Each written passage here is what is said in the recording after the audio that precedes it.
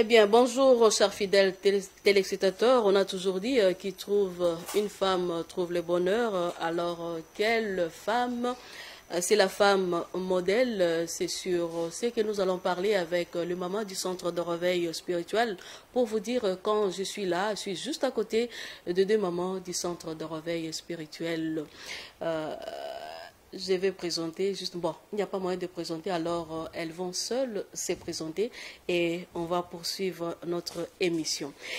Directement là, j'en profite pour leur dire bonjour. Bonjour Maman Rose. Bonjour Maman. Bonjour Maman. Maman Gertrude, bonjour. Maman Gertrude, alors c'est très bien. Alors directement là, Maman Rose Naza est pas nayo parce que moi elle a présenté yo moko ils allaient quitter parce que ça il fallait na présenter Blenyo Somi Balé. Maman Rose Mbouyi Aza présidente, il y a ba maman, il y a centre de réveil spirituel central, siège international pour dire elle est internationale. Et de l'autre côté, Maman Gertrude. Ou Jetou. Jetou, Maman Jetou. Oui. Maman Jetou Nani. Ngoya. Oui, Maman Jetou Ngoya. Pour vous dire, les autres, Maman Rosona, Maman Jetou na plateau na biso pour que tobeta masolo, il y a femme modèle. Alors, toko découvrir ma kamwetali femme modèle. Nazo ibate femme modèle bazolo belanga. Eza femme modèle, il y a société, ou bien femme modèle, il y a église, ou bien femme modèle, il y a musala. Bangonde bailinga masolo, lelo sikoyo, bako fongo la biso to eba, femme modèle, il y a wapi. Nazo ipa na yo Maman Rose, bobeti masolo, il y a femme modèle, il y a wapi. Merci maman. Oui. Pesio merci. Ngo yambi biso lelo na plateau. Oui. Thème na biso ezali une femme modèle. Moi je suis aza modèle, azali modèle na kati ya ndako na ye, modèle na kati ya église, modèle pe na musala. Nde moi si tobengi une femme modèle. Modèle tobengi eza modèle ya bilamba te. Ezali modèle comportement ya mama na kati ya ndako. Tangu mama aza na kati ya ndako, aza na bizaleli malamu, aza na comportement malamu, bazobenga ye une femme modèle. Aza modèle mpona basi mosusu. Po tozomona na kati ya bafoye ebele makambo eza ebele. Okomona mwasi abengami mama na kati ya ndako, mais comportement na ye eza vraiment kitoko te.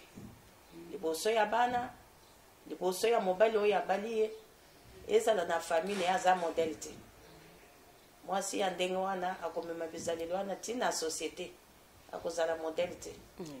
Mais mwasi oyo aza modèle bakopiaka bizaleli na ye ya malamu. Aza mwasi oyo aza malamu na kati ya ndako, mobali azosepela na ye mpona bizaleli malamu. Bana pe bazosepela na ye mpona comportement malamu. Po tomonaka ebele na bafamille na bafoyer, okomona mwasi mosusu soki aza te na ndako wana bana baza à l'aise, mobali aza à l'aise. Mais soki kaka komi moto epeli deja Ya solo. okomona bana basi bapesa ye na bakombo, me ayebaka te bana bapesanga bakombo. Ntango mosusu namona na libota moko mama aye, bana babandi kobenga général aye, capitaine aye. Mpona nini aza modèle te? Comportement mabe. Mwasi il faut ozala modèle na ba domaine nyonso. Il faut ozala modèle. Tango oza na ndako na yo, ozala mwasi ya libala, ozala mwasi ya libala te. Il faut ozala modèle. Yo mwasi oyo obali, il faut mobali azala na confiance na yo. Mobali azala à l'aise tango aza na ndako na ye. Mais tango yo mobali aza na ndako aza à l'aise te, uche ye panzi likolo. Bizaleli mabe, kofinga, koloba mabe, uzomela masanga, uzosala makambo oyo ezosepelisa mobali te. Tango mobali azosepela te, na nzambe na biso akosepela te. Tango bana bazosepela te, anzambe akosepela te. Po alobi bana bazali pamboli kouta epa na ye. Siko ni pamboli na yo bazosepela te. Oza modèle te mama. Il faut ozala modèle. Merci beaucoup nakanisi bo comprendre façon fongole libiso ndenge Mama Rose a fongole libiso na makambo itali femme modèle. A touché ndako, a touché musala profession et puis a touché église qui na ba place nyonso wana mwasi il faut azala modèle na point nini comportement. Alors nazo qui ne pas maman j'ai tout na kanisi pas na quelque chose ya ko ajouter na makambo itali moi si azala modèle maman j'ai tout. Merci maman pour la parole. Moi si modèle, selon d'abord la Bible, c'est une femme de prière. Une femme qui aime la prière. Oui. Et une femme qui marche selon la Bible. Une femme soumise, une femme modèle, une femme à qui tout le monde trouve qu'elle est vraiment une bonne personne. Une femme exemplaire. C'est une femme, selon l'explication des dictionnaires, c'est une femme réservée. Une femme qui est simple, sans aspect. Une femme humble. C'est cette femme-là que nous sommes venus aujourd'hui décrire. C'est une femme que tout le monde regarde pour copier. Copier, oui. C'est une femme qui transmet la bonne conduite. C'est une femme qu'il faut maintenant suivre ses pas pour modifier ce qui est mauvais. Une femme, quand elle donne des conseils, tout le monde l'écoute. Tout le monde fait attention à ce qu'elle fait. Même quand elle prépare, les gens mangent avec appétit. Elle donne des directives dans la maison qui plaisent à tout le monde. Une femme qui est une femme vertueuse, à qui le mari est toujours content. Une femme qui est en train d'épauler son mari. Elle ne travaille pas pour elle-même, mais pour sa famille. Qui aide, qui donne, qui regarde ceux qui sont malades, qui a compassion, qui a l'amour. Une femme qui fait attention à la vie des autres. C'est cette femme-là que nous appelons modèle. Modèle. Eh bien, vous avez parlé, maman, nazo kendela, to côté déjà na bilingue, parce que maman, à côté, wana, vous venez de parler, bon, vous avez touché juste les caractéristiques de la femme. Et puis femme modèle.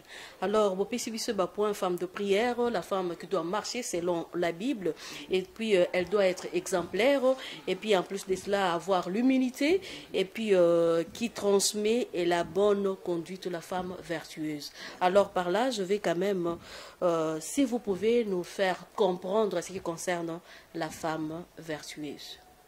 Merci maman.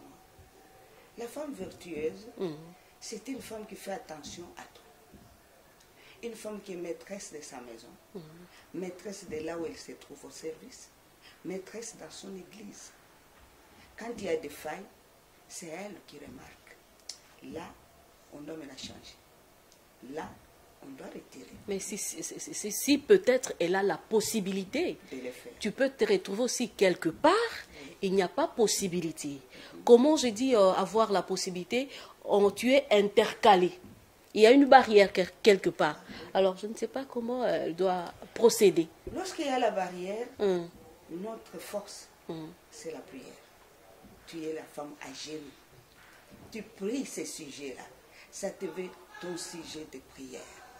Pourquoi ça? Pourquoi ça s'est fait comme ça? Mon Dieu, toi qui aides, toi qui ouvres, toi qui changes, je fais appel à toi. Viens nous secourir. Cette femme-là ne se fatigue pas quand il y a des épreuves. Cette femme-là ne se fatigue pas quand il y a des barrières. Elle est maintenant obligée à descendre sur les genoux. Invoquer son Dieu. Et Dieu répond toujours. C'est Dieu qui change. Les hommes difficiles, les femmes compliquées, c'est Dieu qui les touche. Avec la prière, tout change et tout devient à la main. Avec la prière de la femme. Oui, comme on a toujours dit, c'est que la femme veut, Dieu le veut. Ok, merci beaucoup, Maman Jetou. Alors, directement là, tozozonga et pas Maman Rose. Maman Rose, koti biso na ndako, koti biso na musala, koti biso na église. Vraiment, nazali boso makambo peza, izali makambo surtout maison na église, déplaço maman. Ma Rose, ke koluka problème. Ndako na église. Alors, tokotana na ndako. Au touché comportement ya mwasi na kati ya ndako. vis-à-vis ya mobile na ye, vis-à-vis ya bana na ye. Et en plus de cela aussi, à part na kati ya ndako, et les dehors aussi comptent. Alors, caractère nini moi sur akokozala exemplaire, modèle, akokozala na kati ya ndako na ye, et beaucoup plus vis-à-vis d'abord ya mobile na ye. Merci maman. Ya liboso, moi si oyo aza modèle, akotambula nanu selon Saint-Esprit. Soki mwasi wana aza na Saint-Esprit na kati na ye, Saint-Esprit ekotambwisa ye. Ya liboso yango wana. Mwasi nyonso na kati ya ndako, il faut sengaka Saint-Esprit po asungaka ye. Tango oza na Saint-Esprit, akobanda kopekise yo, place yo lingo osala mabe. Oyoki voya Saint-Esprit elobeli okosala boye te, sala boye. Soki ozali mama oyo bengami mama ya Nzambe, okobanda koyoka mungongo ya Saint-Esprit. Okotambula yo moko te. Il faut mama ozala na Saint-Esprit. Ozala mama oyo atondisami na Molimo Mosantu. Soki Molimo Mosantu eza na kati na yo, nakanisi ke mobali na yo akozala na pasi te. Ezalaka na place moko mama outi koloba parce que eza ba masolo to yambaka na ba téléphone kana ba émission de tozo sala. Akoki kozala moi c'est kozala na ye comment je peux dire prête pour na kozala na Saint-Esprit et prête pour servir son mari. Mais caractère ya mobali na yeso permettre teke asale loko wanati. Alors akokota sikona ndenge mbabe mobali peut-être aza très méchant, mobali aza na ba comportement moko bizarre, excusez-moi les mots, comportement moko insupportable. Alors moi c'est supportable bino cette fois-ci tikana kende kaka ndina zo kende ndenge wana. Alors je ne sais pas ce qui bokoki ko condamner moi si wana. Parce que le comportement aussi de l'homme ils ont compté vis-à-vis à moi, c'est pour que moi c'est ba comment comme milengela liboso mobile na ye. Alors ceux qui mobile azo affiché ba comportement moko bizarre, bon excusez nga les mots, bizarre. C'est comment ça usala ndeni. Merci maman. Moi si Bible yebisi biso ke moi si azali moi soyo ya botosi. Asengi na soumission. Poena ezali parole ya Nzambe. Tango mwasi ayebi Nzambe aza na Saint-Esprit akosambela pona mobali. Ata mobali balobi ke aza na ba comportement ya ndenge nini. Soki mama wana azali vraiment na kati ya Jésus-Christ nakanisi ke Nzambe wana kosunga ye. Mama akobondela pona mobali. Mobali mususu ko mwana azali méchant selon ndenga akola na famille na ye. Mususu akoma méchant pona bizaleli ya mwasi. Siko akomise ye kaka ndenge wana. Mais soki mwasi a reconnaître ngai il faut na mikitis liboso ya mobali nanga na sambela Nzamba kosala quelque chose. C'est ça. Na koko pesa kamwa témoignage muke nazaki na voisin moko bango chaque jour 6 heures babandi ko swana. Okomona mobali ko finga mwasi ko bete ye ko longole na bilamba na miso ya bana. Okoyoka kaka mwana mama tindi mwana kendo benga mama Rose. Tango nakoya na bendi kaka ndeko na kena ye na ndako. Ngado bivanda na kanda na yesi. Mobali akotika na sokoli ake musala bimikaka na kanda wana. Na bandi ko conseiller ndeko na ngai ya mwasi. Ngana lobi soki oyebi Nzambe. Nzamba ko pesa solution. Po lelo mobali azolo yo zolo mutu akomikitisa azate na miso ya bana. Boboti pe kaka bana mibali. Bozolo na eloko ni na kati ya bana. Nzamba lobela ngana sala musala wana. Na sungaki mama wana. Siko na yebisi mama wana ke tango ozo supporter po yo pe oza show mobali aza show. Tango moni mobali abandi koloba. Zwa mai chana munoko. Po soki oza na mai na munoko. Oloba te. Na osopa. Mama wana bandi ko salele loko wana. Na bandi ko benda ye na mayanga nyaba mama. Oui. Nde place na kanye mama wana. Azo ya koyoka mate ya ba mama. Maman wana a changé avec ma casse. Et il a changé aussi, mobile a changé. Oui, mobile a changé. Et comme mobile, ce qui a provoqué, à Monica Cavandi, à Zolo Bate, au Monia Zuka Maya Chena Monoko, soit à Bandiko Yemba Zem, mobile à Lembaki. Wow. Un instant. nakati yo te na place wana eza eloko oyo parce que eza makambo tozomona libanda et le temps ndenge alobi mwasi abandi koyemba nzembo eza directement mibali mosusu basupportaka te aokanisa on dirait ozomanke ye omoni ye lisusu sans valeur liboso na ye te. Est ce que vous ne voyez pas ke eza kotia lisusu mwasi na baproblème na bandi obandi koyemba mobali azoloba yo ozoyemba nzembo mama Rose ozomona te ke mwasi akosurtuli lisusu na baproblème plus. Mais mobali ayekaka comprendre amoni ke mwasi nanga achange po place moto ezali kopela moto ezopela lisusu te namoni mokolo moko aye na tonga libi mama osali nini mwasi nanga namoni achange soki obandi koloba azoloba nakomi koprovoke ye azoloba te ti lelo mama Madu nakoyebisaki mama wana akomi mosali ya nzambe akomi mosali ya nzambe nalobai kuto un jour nakobenga ya koya koteya awa na mema ye periode wana osambela na Betel akomi mosali ya nzambe mokambi ya bamama na cité Betel ya Lemba Salongo epai ya pasteur Emma Chibingu mama Eugénie Simba akomi mosali ya nzambe mobali kimi ekota na ndako changement ekota partout alobaka kaka soki azote apesaka témoignage na nga mama Rosa mutu asungaki nga nazali kokende pa baninga mosusu bazopelisa moto me ya kobenda ngai kaka azopesa nga ka conseil amemi nga na église lelo nakomi mosali ya nzambe mwasi wana azali komela masanga ebele azalaki na maloba ebele na monoko me lelo akomi mosali ya nzambe mama Eugénie Simba ndenge nazoloba bo azolandanga na cité Betel ya Lemba Salongo akomi mama mokambi akomi koteya pe bato soki akuti na foyer kimi eza te akomi kotika kimi place wana ya mutu ye fo mama oluka Saint Esprit mama oyeba nzambe na kati ya solo kosambela ya lokolo libanda lokolo na kati te ntango olobi ondimeli nzambe mikotisa mobimba nzambe wana kosunga yo biso nyonso tozwaka na mibali shosho mobali azoloba me otalika boye alobi ovandi kaka nye tango akosilisa ti esili omoni kande esili naleli papa moto ango pelisera yango boye mpo na le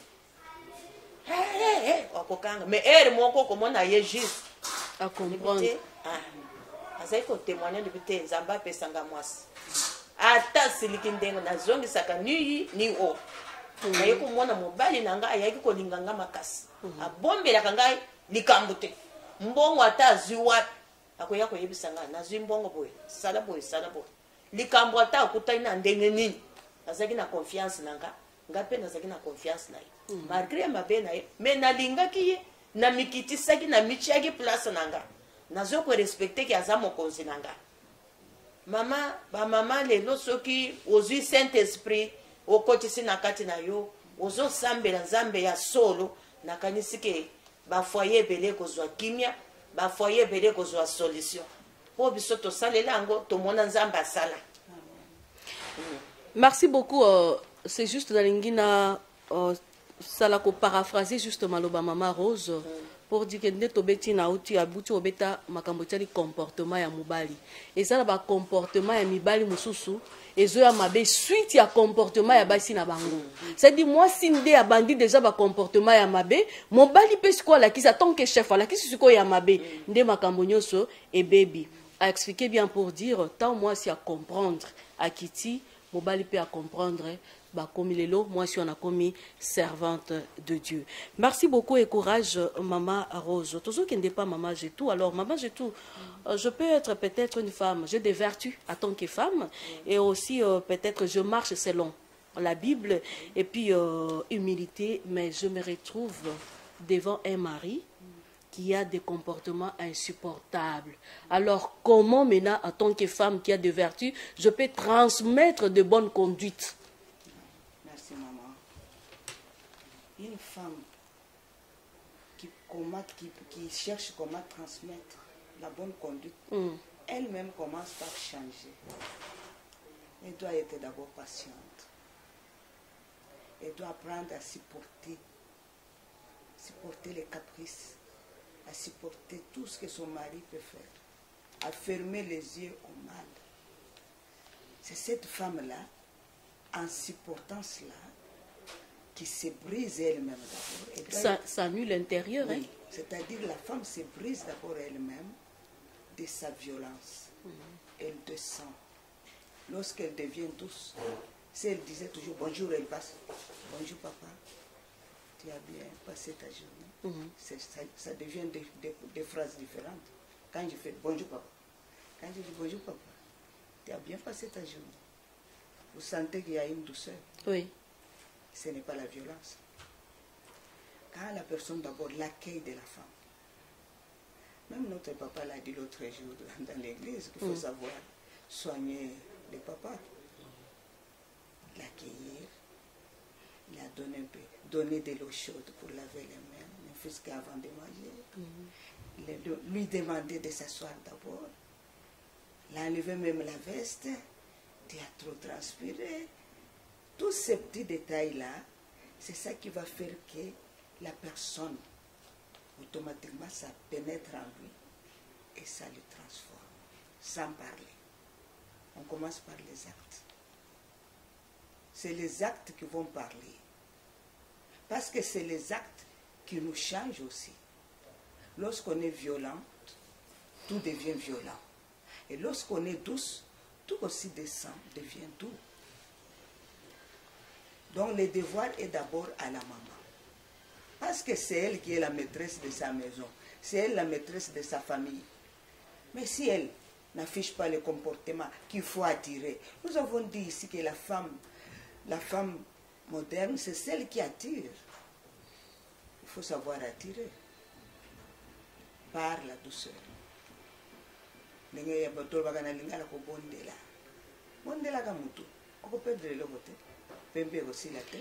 Alors, la douceur, et comme vous venez de dire ici, la douceur, les actes qui nous changent, alors ça se prépare ou bien c'est quelque chose qui vient automatiquement comme ça? Non, c'est quelque chose que la personne a mérité. Lorsque tu regardes à gauche, ça ne va pas. À droite, ça ne va pas. Tu te poses aussi des questions. Tu es une personne. Pourquoi chez moi, c'est toujours un problème? Pourquoi c'est toujours moi qu'on reproche? Pourquoi c'est toujours moi qui est méchante? Alors, il y a une femme qui prie, qui se pose des questions. C'est une femme qui cherche une bonne solution. Parce que maintenant, elle commence d'abord à se regarder d'abord elle-même. Est-ce que ce n'est pas moi la base de tous ces problèmes? Est-ce que ce n'est pas moi qui commence tous ces désordres? Alors, cette femme-là va changer. Mais aussi, il faut avoir des capacités... il faut la volonté. Non, oui, la volonté, oui. La volonté. Et puis, faire la méditation, oui. Il faut que la femme ait cette capacité-là, d'être capable de faire, comment je peux dire, la méditation, parce que ce n'est pas donné à tout le monde. Non. Alors, je ne sais pas comment maintenant la femme peut avoir cette capacité-là. Maman, on a dit que par la prière, on reçoit tout. Tout ce qu'on demande, Dieu nous le donne. Oui. Si tu dis, Seigneur, moi je suis difficile, tout le monde me trouve compliqué, je voudrais aussi que tu me changes. Toi-même avec ton Dieu, sans même aller à gauche à droite. Parce qu'il est avec nous partout. Il est dans nos corps, il est dans l'église, il est partout. Lorsque tu te décides, d'abord c'est ta décision à toi. Tu te dis, moi aujourd'hui, je suis une femme, je me mets aujourd'hui debout, je vais marcher vers mon Seigneur, parce que la parole me demande de demander, je vais recevoir, et de frapper, il va m'ouvrir. Eh bien, frappe, demande, cherche, tu vas trouver. Merci beaucoup, maman. J'ai tout vraiment, c'est très profond. J'ai beaucoup aimé. Nasepe Makasi, maman. J'ai tout vraiment. Au côté. Il fallait tes à la 1 heure du temps. Alors, toujours qu'il n'est pas, maman Rose, tu as cité Makambucha Lindako, toujours quand est-ce qu'on a église. Église, et ça Makambo, parce qu'il y a un verset là, dans l'église, qu'on le battait. Le baka amen.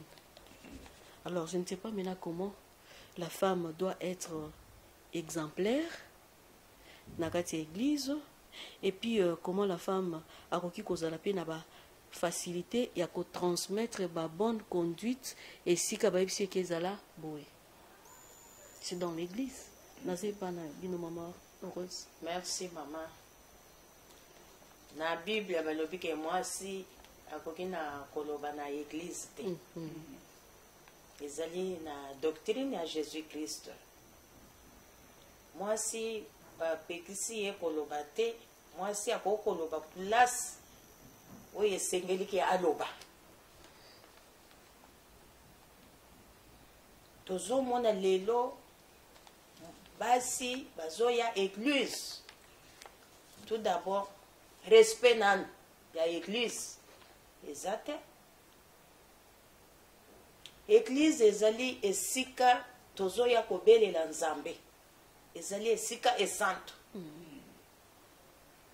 Mais lelo zomona mama awuti ndako. Azoya na église alati kola.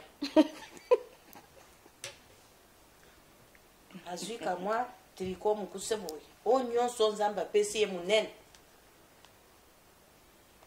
Azoya église.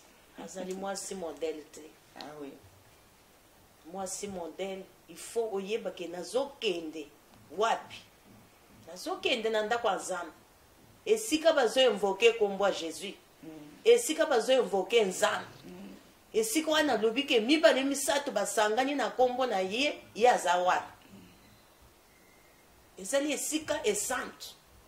Ya liboso, il faut te respecter nanu église. Tu respecter mosali ya Nzambe, oyo Nzambe atelemisi na kati na esika wana.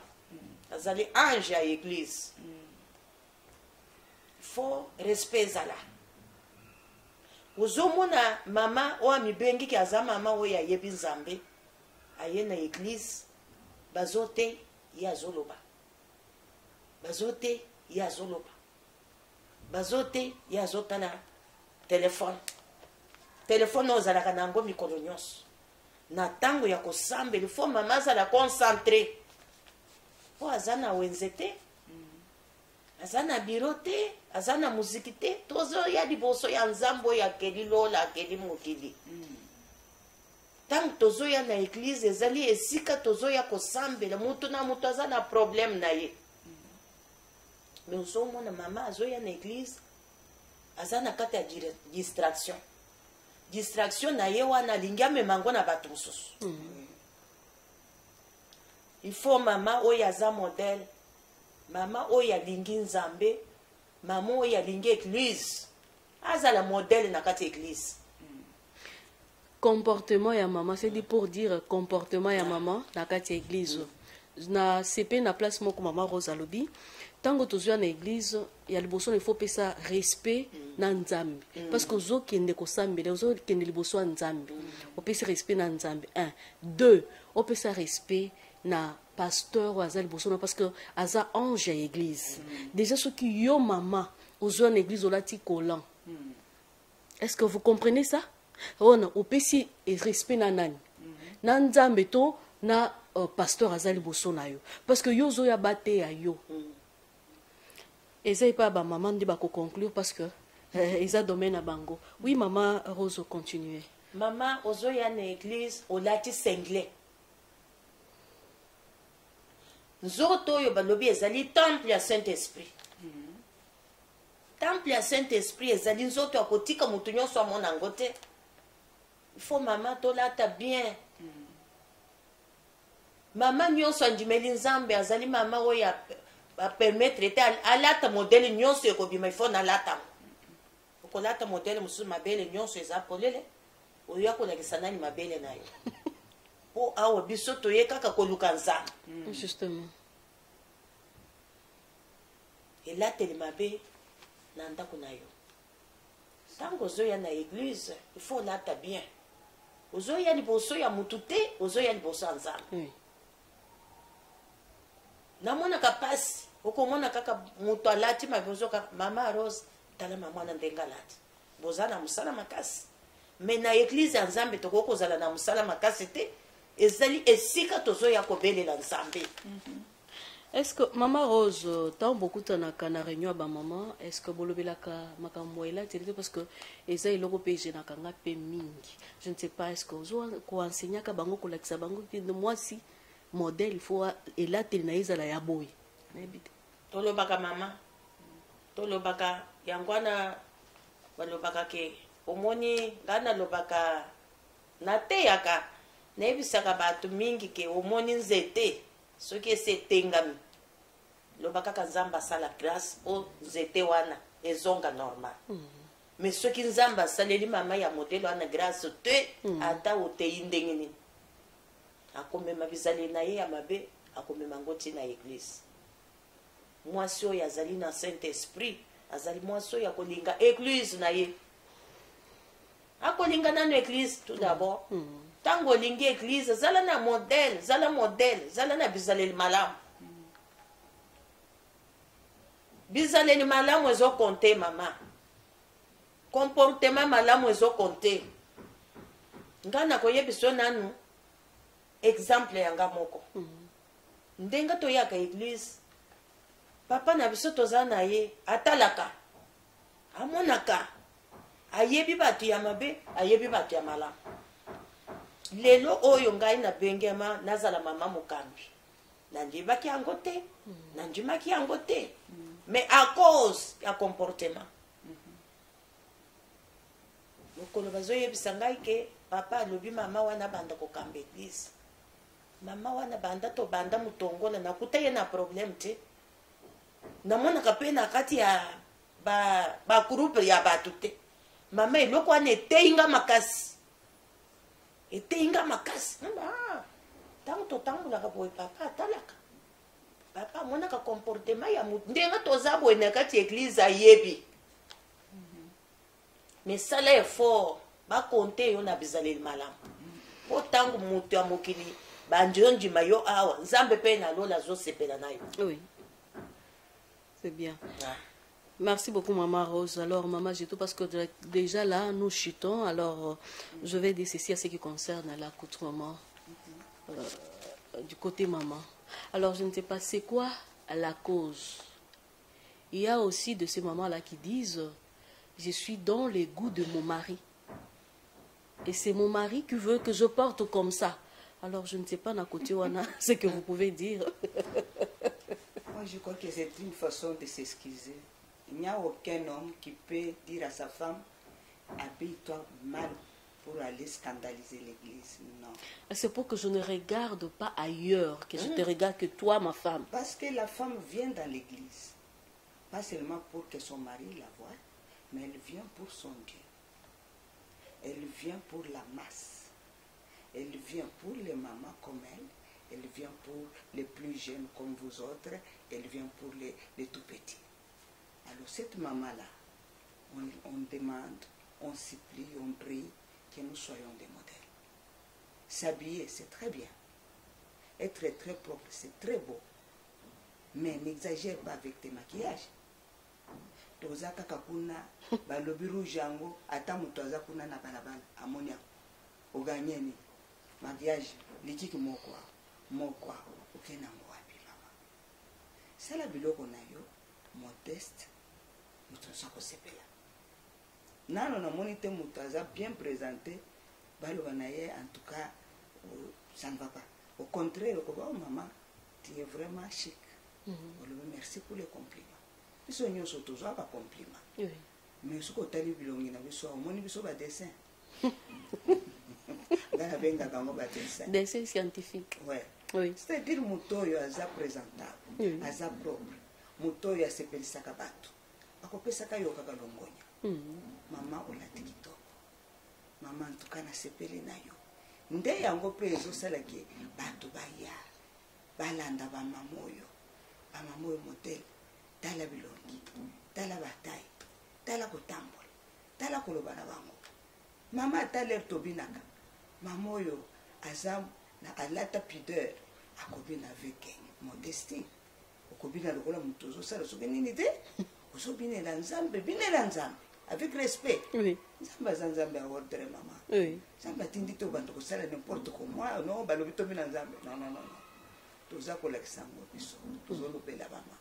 Tous à côté, tout le bio maman modèle. Parce que yon de batalaka. Bokilo na yo akoya ko balelo mwana kaka ndenga talaka mamoyo. Ah maman na monaka e bien. Omoni pe baye babaleli o mwana. Maman na zaka ba nyongo te, maman na zaka sonya te, maman ke kozwa mafuta ya bato ba komi po ba ukanisi nde na yebite tikanga iko. Mais yo kende ki odef. Zala quand même gentil. laka moninga avec gentillesse. Maman mikoloyo nazana nangote na koya. Zwa patience. Est-ce que mutu ana bakosoni sayo? Jamais. Mais soko mutu aye. Maman obosaninga na nyongo. Bongo soko lingina iba. Nakela boyibela yo. Yango biso tozotangisa. Mama tozambi zaleli malamu. Oui. Biso ba mususu to basombela biso ba voiture. Pona sengite, mobali atali kaka bwalo bise ma chérie. A respecta kangai, a soigna kangai, na tune kelo côté, soka luki kaka chaussette, o tika lo luki ba chaussette nyotso bonse. Soka tune kaka sengle so vêtement yo moko. Biloko na mike. Alingia bi papa olia omela tatite. Mela tata sele. Moi biloko nyonso wana. Moto azo sala attention le bitia. Celle-ci dépasse même ma mère. Mais balo ya biso to bala ba mususu bazwaka bango, ndenge to benga ka bébé, ba vrai bébé na ba mama na bango. Aye pano mama, po me mata cantine ya mai, po pesa moninga ta esui, po nyonso komi kaka kanda. Toi tu n'as pas de main, toi tu peux pas marcher, toi tu peux pas te mettre debout. Ça c'est exagéré. Mama, ça la soumise au gouvernement tuka. Bako futelo ba biyo kende poto. Mama, bako bando peso ba cadeaux aussi tuka. Pona nini po zali moi si gentil, moi c'est lui soigné, moi c'est accueillante. Na lingomba ozotala pe moninga zangi tike. Eza sija kotonga te. Kama ta pesa yeso ke 1000 francs, nzamba ko peso lisusu. Amen maman. Merci beaucoup, vraiment j'ai beaucoup aimé. Alors directement là nous sommes à la fin, alors je ne peux pas vous libérer comme ça. Dans ce qui n'est pas Maman Rose, osa quand même dans moi phrase, je peux une phrase moko kaka pour que tu es bandé na ko clôturer émission na biso mokolo ya lelo à ce qui concerne sujet autozolobela. Juste une phrase. Merci maman. Mon angai asoka ezali koloba kaka ke une femme modèle azali mwasi oyo azolinga église. Une femme modèle azali mwasi oyo azopesa solution na kati ya libota, azopesa solution na kati ya église na ba prière. Une femme modèle azali mwasi oyo azali kopesa solution na société. Na ndenga balobaka ke mwasi atongaka ndako te, me mwasi oyo ayebi nzambe, mwasi oyo aza na Saint Esprit, mwasi oyo aza na charisme, apesaka solution na place oyo solution eza te. Okuti société ezalaki ya kokufa, société bato bayebaki nzambe te, ntango yo okomi wana bato ebele bayebi nzambe na nzela na yo. Oh, ozali une femme modèle, une femme qui donne la solution. Batali bo balebi te banda mama oyo akoma makambo ebele échanger. Nde mwasi wana tozana ye posa, mwasi wana tozolinga telema na foyer na ye, na église, na société pe na famille na yo. Ok, merci beaucoup Maman Jetou. Vous aussi vous avez quand même juste une phrase concernant notre thématique d'aujourd'hui. Alors c'est que vous laissez aussi aux mamans. Oui maman. À dire nous en avons, c'est le manque du temps. Oui. On dit toujours que la femme, éduquer une femme, c'est éduquer toute une nation. Okay. Donc une femme dans l'église, elle éduque toute l'église. Dans sa famille, elle est une grande conseillère. Elle éduque sa famille. Dans son quartier, on la cherche à gauche et à droite. C'est une femme qu'on cherche. Une femme qui fait plaisir aux gens. Une femme que les enfants... admire, une femme que les enfants vont faire bravo maman, une femme que son mari dit en tout cas nabala ngai yoyo nabala penza mwasi soki azalaki te na makambo ya boye nalingi nasuka wapi. Oyebi mutu moko papa na biso moko alobaka soki nabalaka oyo ya boye te na makambo nyonso ekwelaka ngai nalingaki nasuka ndenge. Voilà ce que j'ai à dire pour les mamans. Merci beaucoup, vraiment. J'ai dit merci beaucoup à Maman Rose, Maman Jetou. J'ai beaucoup aimé votre duo. C'est vraiment mi balé na plateau. Vraiment, j'ai aimé vraiment. Je suis très flattée vraiment na malobe bimi na mnoko na bino. Eh bien, merci beaucoup. Tokomi na suka émission na biso na kanisi boti kolanda quand même. du début jusqu'à la fin, ma loba auto solo na maman Rose na maman Jetou. Alors ils ont paix et elles ont conclu. Alors moi aussi je vais ajouter juste quelque chose, juste une phrase na oba uti kopé sabino comme conclusion pour dire les bons comportements de la femme en Jésus-Christ attirent l'attention de son mari. Et les bons comportements de la femme éduquent aussi son église. Merci beaucoup, je vous dis merci beaucoup parce que vous avez été nombreux de suivre cette émission du début jusqu'à la fin, l'émission Femmes et Action. Mais n'oubliez pas toujours notre rendez-vous sacré le 14 juillet. Nous serons au Stade de Martyrs avec l'évangéliste Claude Kabundualissa avec notre grand thème Jésus-Christ, notre bannière de victoire. Alors, je vous dis merci beaucoup. Derrière la caméra, on était avec Dorcas Mbombo et Kapela Mwana Bumbu et à la régie Étienne Ilongo. Je vous dis merci bien et à très bientôt. Au revoir.